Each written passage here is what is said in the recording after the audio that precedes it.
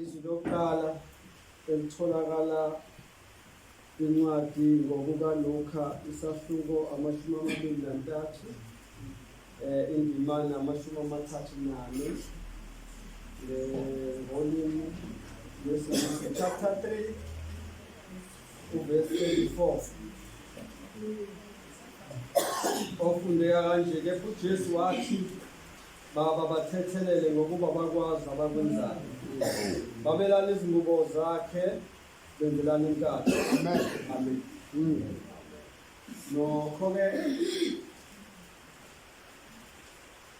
ngiyangithanda ukuthi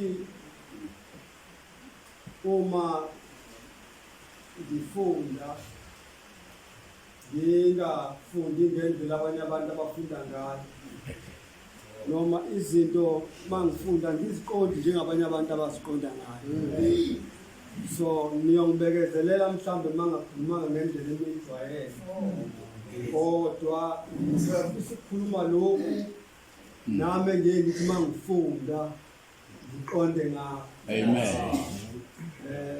ngoba ukhona umuntu okwazi ukufunda fluently akwazi ukufunda kodwa uthothi lento akayifundayo akayizwa ngikafela into eningi kuleli zwi uthi uJesu baba bathethelele ngokuba bakwazi abakwenzayo akasho ukuthi mina oshawayo ngicela bathethelele kodwa uthi baba bathethelele ngokuba bakwazi abakwenzayo amavangeli ke lawa abhalwa abantu abangafani ngeyinhloso ezingafani uma bebhala babheka i-audience abanayo ukuthi le audience ifuna ukuzwa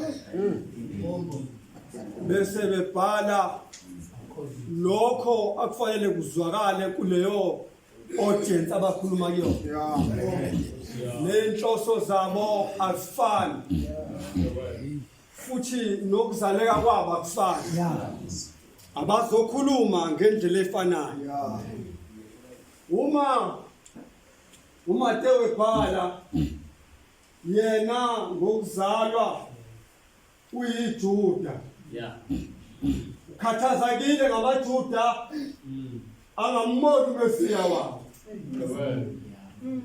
mawulandeli indlela uMateyu abhala ngayo eqaleni kwayo nje incwadi kaMateyu qala ngegenealogy kaJesu uma eqala eqaleni uMateyu uyithatha kuAbraham ngoba Abraham uyise wamaJuda ukuze amaJuda ezobona ukuthi uyena Mesiya lo ebakade kukhulunywa ngayo ukhuluma nohlobo akazi ukuthi manje bavezela kusukela kuAbraham bazongizwa bese uMark umabhala kuMark unesitayela sakhe esingafani nesabanye uMark into ayibhekayo izinto uJesu azenzayo azathi ama-scholars kungenzeka ukuthi le ncwadi kaMark yayikade ikhulunywa uPetro bese uMark abhala ngoba nalesikhathi ababhala kusona bekade bebhala kumaRoma manje uPetro umuntu othanda izimangaliso ethanda izinto ezama-action manje uma ebhala kuzwakala kakhulu izinto eziningi uJesu azenzile kunezinto azishilo audience yamakhi ayifani ne-audience kaMateyu bese uthi uLuka uma ninebhala uLuka nolunye uhlobo naye anale engqondweni ake ngiqale ngoJohane ukuze ngile ngalokha engizokhuluma ngayo. Johani akabheka ukuthi uJesu uthini. Akabheka ukuthi uJesu wenzani. Kwathi uJohane ubheka ukuthi uJesu ungubani. Yingakho abantwana uJohane athi wayekhona ekuqaleni. Athi wayekhona. Izama ukuveza lento. Shama odendi. Awafani. Manje kuyasiza. Umyeni wathini oyakuyona. Ukuthola nge-order ukuthi uzofunda isitshela abhala ngaso. Konke nangendlela ukuthi ukhuluma naluphi uhlobo. ULuka ebhala uLuka kunama-debate awu-2 kuthiwa ngenzeka uLuka wayekade owezizwe. Besaphinda athi amanye debate. He was half Jew and half Greek. Yeah. In between. Kusonakala ukuthi unina ube umJuda kodwa uyise eyiGreek. KwaMaJuda ke ungazalwanga wayiJuda. Amen. Umama oyiJuda nobaba oyiJuda ubungamkelekile esizweni samaJuda. Ububonakala njenge-outsider. Manje uLuka umebhala yena ubhala njengomuntu oyi-outsider. Ozama ukubona ukuthi ebhala ebuka noJesu othatha ama-outsider athanda ama-outsider bese wamkela yena evangelini. Ngizama ukusondela la engeke khona.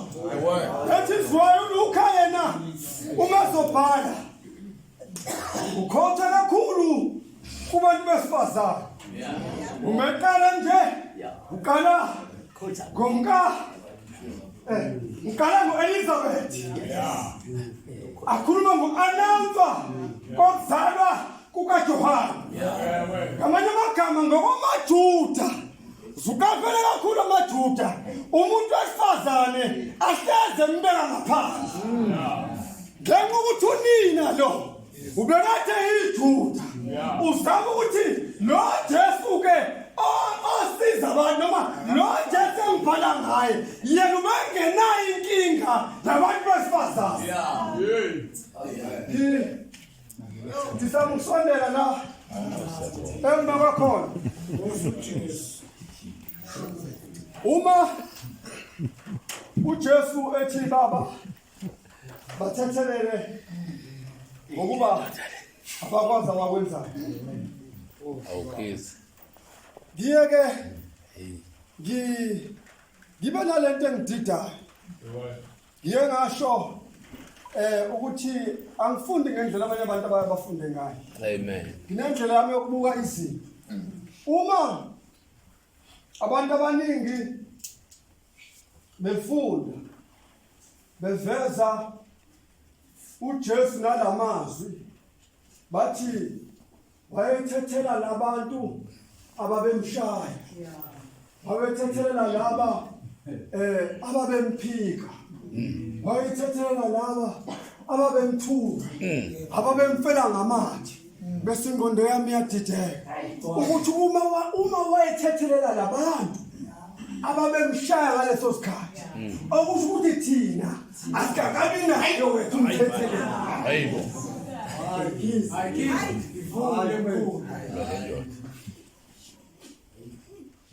Uthe uhlongwa lento ayikho la yenzeka khona. Kodwa isuka e-Eden. Uma e-Eden uNkulunkulu ebeka umthetho. Umthetho uNkulunkulu ubeke ngoba ebona ukuthi o-Adam sebeyizolo. Wase uNkulunkulu wabeka umthetho. Ngoba uAdam eseyisolo ukuze uAdamu ezozibona ukuthi uyisono. Akubekho into ezomtshela ukuthi uyisono. Ngoba ungekho umthetho umuntu akazazi ukuthi uyisono. Uma sewubekile umthetho wathi ungadli emthini phakathi nensini. Wathi umthetho mhlawudla kuwo uyakufa nokufa. Ngisibuza ukuthi kungani kungasho ukuthi uyakufa bese yavala umbhalo. Kodwa bethi uyakufa nokufa. Awusho ukuthi uhlobo nokufa lunakhuluma ngayo. Ukhona ukufa ngokwenyama. Bese kuthi kuba khona ukufa eternally. Umethu uNkulunkulu mhlawadla uyakufa nokufa. uNkulunkulu wabona mfethu umkhizi ukuthi uAdamu uzodla. Washeshe wenza umhlatshelo ezulwini. Uzisambulo sithi baniunde lahlaka ngaphakathi. uNkulunkulu inkinga uyibone sasezulwini ukuthi uAdamu uzodla. Washeshe wenza isolution ngaphambi ukuthi ehlise udesha lokuthethelela. Ukuthi uthemele amagama. Uthema yethu Adamu. Kodwa vele sekukhona isinengo sakhe. uNkulunkulu uselenzile incebo nokuthi udlu malife ukufa obekhona ukufika uAdamu. Okusho ukuthi intethelelo yokuqala ayiqali la. Kodwa le irepresenta leya. Ingakho lithi iBhayibheli okuboshwe emhlabeni athi ngoba kuboshiwe ezulwini. Ngoba indaba iqalwe ezulwini ngaphambi ukuthi iphasiswe emhlabeni. Ngisamukela engibekwa khona bese ngiyathetha ngihlale phansi. Uthi bengazi. Uma-ke lelizwe uAdamu sebehlile. Lithi iBhayibheli uNkulunkulu wathi Adamu kuphi na? Ngiyazi lokho akukho la ungekwa khona.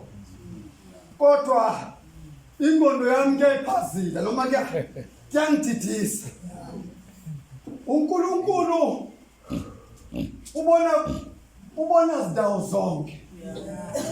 uNkulunkulu ukhona ndawo zonke. Angithi sithi uNkulunkulu omnipresent. Okusho ukuthi ukhona kuyo yonke indawo. Kodwa mayefika uthi Adamu ukuphi?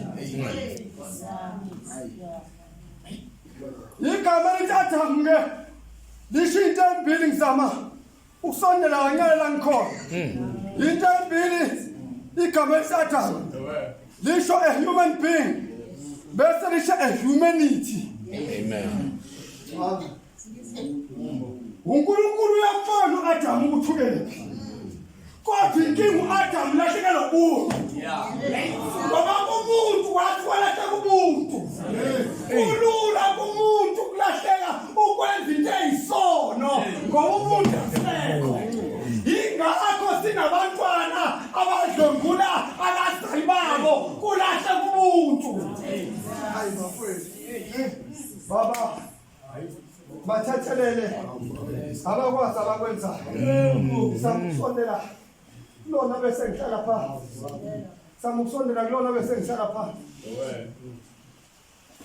uNkulunkulu ke elungisa lento esono. Amen.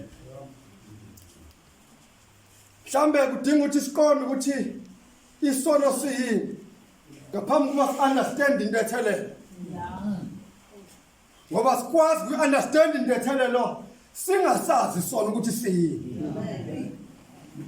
Uma uAdamu bona Amen. e-Eden.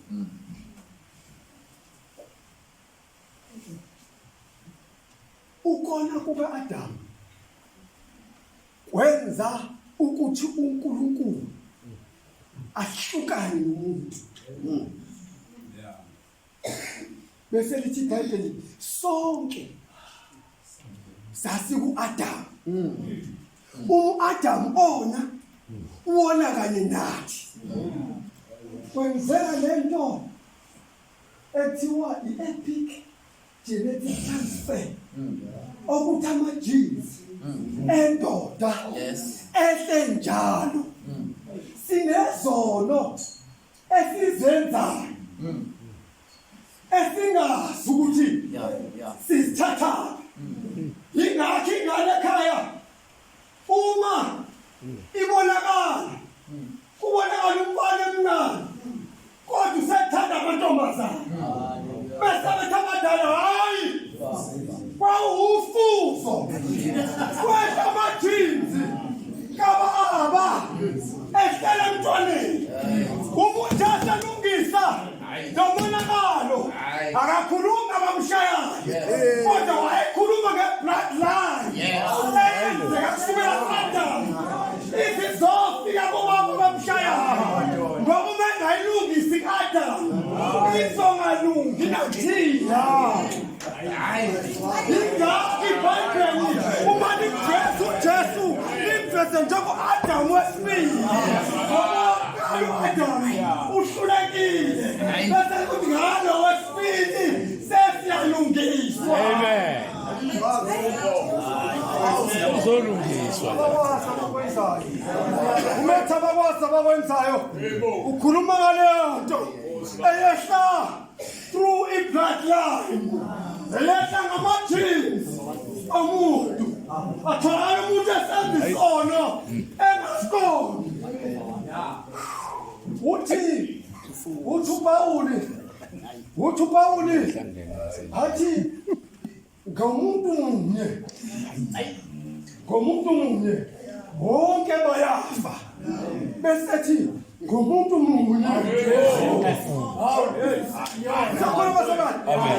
ngomuntu munye bonke bayafa. Akusho ukuthi ngo-Adamu siyafa but ngoJesu siyaphiliswa. Amen. Akusho ngamanye amagama sibe yizoni athi uPawuli athi saba yizoni ngomuntu munye. Ngamanye amagama asikhethanga bona kodwa ngo-Adamu saba yizoni bese ethi ngoJesu.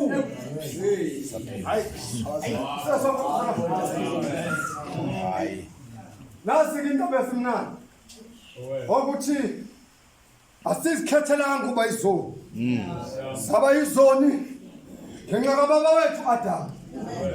Athi futhi noma sesilungiswa asikwazi ucontributor ekulungiseni kwethu uma singacontributanga eboneni kwethu. Uma ngo-Adamu sona asikwazi ukuthi sicontribute uma sekulungiswa kodwa kwethu ukukhetha uJesu angene kithi yena mesekithi uzolungisa thina. Kodwa isono asiyona inkinga yethu, isono siyinkinga kaNkulunkulu. Athi amasezulwini sayinkinga kena wathi awethu indodana izofa ilungisa isono.